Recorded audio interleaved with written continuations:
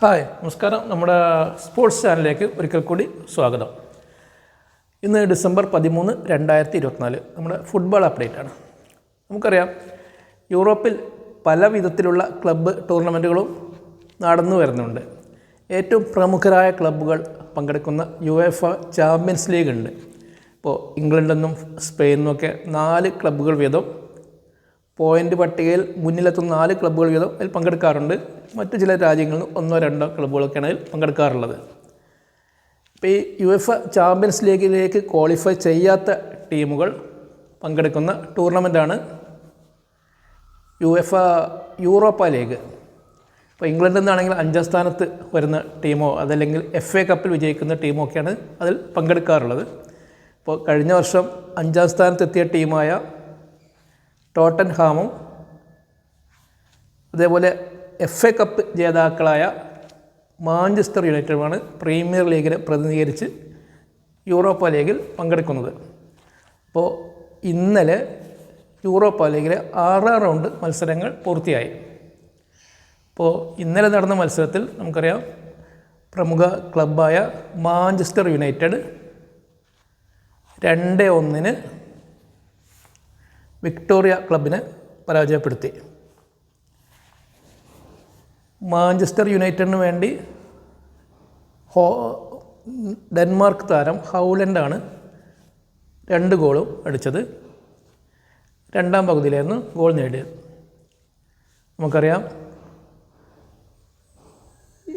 Manchester യുണൈറ്റഡിൻ്റെ കോച്ചായിരുന്ന Erik ten ഹാഗിനെ പുറത്താക്കിയതിന് ശേഷം അടുത്താണ് പുതിയ കോച്ച് ആയ റൂബൻ അമോറിം ചാർജ് എടുത്തത്. എറിക് ടെൻ ഹാഗ് കോച്ചായിരുന്നപ്പോഴും യൂറോപ്പ ലീഗിൽ മാഞ്ചസ്റ്റർ യുണൈറ്റഡ് വലിയ പരാജയമൊന്നും ഏറ്റുവാങ്ങിയിട്ടുണ്ടായിരുന്നില്ല. അപ്പോൾ സമനിലകളൊക്കെ ആയിരുന്നു, തോൽവിയൊന്നും ഉണ്ടായിരുന്നില്ല. അപ്പോൾ മൊത്തം 6 മത്സരം കളിച്ചതിൽ 3 മത്സരം ജയിക്കുകയും 3 മത്സരം സമനിലവുകയാണ് യുണൈറ്റഡിൻ്റെ ചെയ്തിട്ടുള്ളത്. മൊത്തം അവർ ഇപ്പോൾ 9 പോയിൻറ്റോടെ 7ാം സ്ഥാനത്താണ് ഈ പോയിൻ്റ് ടേബിളിലുള്ളത്. ഇപ്പോൾ ഇന്നലെ നടന്ന മത്സരത്തിൽ നമുക്കറിയാം, അവരുടെ മാർക്കസ് റാഷ്ഫോർഡ് 56ാമത്തെ മിനിറ്റിൽ കളത്തിൽ നിന്ന് കയറി സബ്സ്റ്റിറ്റ്യൂട്ടായിട്ടാണ് ഹൗലൻഡ് കളത്തിലെത്തിയത്. അതിനുശേഷമാണ് 2 ഗോളും അദ്ദേഹം അടിച്ചത്. ഇപ്പോൾ കുറച്ച് ദിവസമായി പത്രത്തിൽ ഒക്കെ വരുന്നൊരു വാർത്തയുണ്ട്, മാർക്കസ് റാഷ്ഫോർഡിനെ ഈ ജനുവരിയിൽ അടുത്ത മാസം മാഞ്ചസ്റ്റർ യുണൈറ്റഡ് വിൽക്കും എന്ന്. കാരണം കഴിഞ്ഞ ഈ സീസണിൽ പ്രത്യേകിച്ചും അദ്ദേഹം ഒട്ടും ഫോമിലല്ല. ആകെ 1-2 ഗോളുകൾ മാത്രമേ ഇതുവരെ നേടിയിട്ടുള്ളൂ. ഇന്നലെ നടന്ന മത്സരത്തിലും അദ്ദേഹം ഒട്ടും ഫോമിലായിരുന്നില്ല. അതുകൊണ്ടാണ് 56ാമത്തെ മിനിറ്റ് അദ്ദേഹത്തെ സബ്സ്റ്റിറ്റ്യൂട്ട് ചെയ്യേണ്ടി വന്നത്. അദ്ദേഹത്തിന് പകരം ഇറങ്ങിയ ആൾ 2 ഗോൾ അടിക്കുകയും ചെയ്തു. പക്ഷേ നമുക്കറിയാം, അതൊരു ഇംഗ്ലീഷുകാരനാണ്. ഒരു ഇംഗ്ലീഷ് ക്ലബിന് പെട്ടെന്ന് വിൽപ്പന നടത്താനൊന്നും കഴിയുക ഇല്ല. ഏതായാലും നോക്കാം. അദ്ദേഹം പാരീസിലേക്കോ സൗദിയിലേക്കൊക്കെ പോകുമെന്നാണ് പത്രങ്ങളിൽ കണ്ടത്.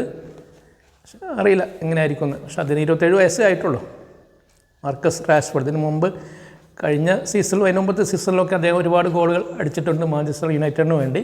പക്ഷേ പുതിയ കോച്ചിന് അദ്ദേഹത്തിൽ വലിയ താല്പര്യമൊന്നുമില്ല. മറ്റൊരു മത്സരത്തിൽ നമുക്കറിയാം, ഇംഗ്ലീഷ് പ്രീമിയർ ലീഗിൽ നിന്ന് ഒരു ക്ലബ്ബ് കൂടെ ഇതിൽ കളിക്കുന്നുണ്ട്, ടോട്ടൻഹാം. ടോട്ടൻഹാമിന് ഇന്നലെ സമനിലയായിരുന്നു. ടോട്ടൻഹാം ഇപ്പോൾ ലീഗിൽ മാഞ്ചസ്റ്റർ യുണൈറ്റഡിന് താഴെയാണ് ഉള്ളത്. മറ്റൊരു പ്രമുഖ ക്ലബ്ബായ തുർക്കി ക്ലബ്ബ് ഗലാത്തസേരിക്കും ഇന്നലെ സമനില തന്നെയായിരുന്നു. അവരിപ്പോൾ 5ാം സ്ഥാനത്താണ് ഉള്ളത്. പിന്നെ മറ്റൊരു അപ്ഡേറ്റ് പറയാനുള്ളത് നമ്മൾ ISL കുറിച്ചാണ്. ISL ഇന്നലെ ഒറീസ ഈസ്റ്റ് ബംഗാളിനെ പരാജയപ്പെടുത്തി. ഇപ്പോൾ ISL ടേബിളിൽ ഇപ്പോൾ നിലവിലുള്ളത് 1ാം സ്ഥാനത്ത് മോഹൻ ബഗാനും 2ാം സ്ഥാനത്ത് ബാംഗ്ലൂരും 3ാം സ്ഥാനത്ത് ഒറീസയും ആണ്. പ്രീമിയർ ലീഗിൽ നാളെ മത്സരങ്ങൾ വീണ്ടും പുനരാരംഭിച്ചു തുടങ്ങും. ഈ ആഴ്ചത്തെ ഏറ്റവും പ്രധാനപ്പെട്ട ആകർഷകമായ മത്സരം എന്ന് പറയുന്നത് മാഞ്ചസ്റ്റർ യുണൈറ്റഡും മാഞ്ചസ്റ്റർ സിറ്റിയും തമ്മിലുള്ള മാഞ്ചസ്റ്റർ ഡെർബിയാണ്. അപ്പോൾ ഇത്രയൊക്കെയാണ് ഈ ഫുട്ബോൾ അപ്ഡേറ്റിൽ പറയാനുള്ളത്. അടുത്ത അപ്ഡേറ്റ് ആയിട്ട് വരുന്നത്. നമസ്കാരം. Thank you.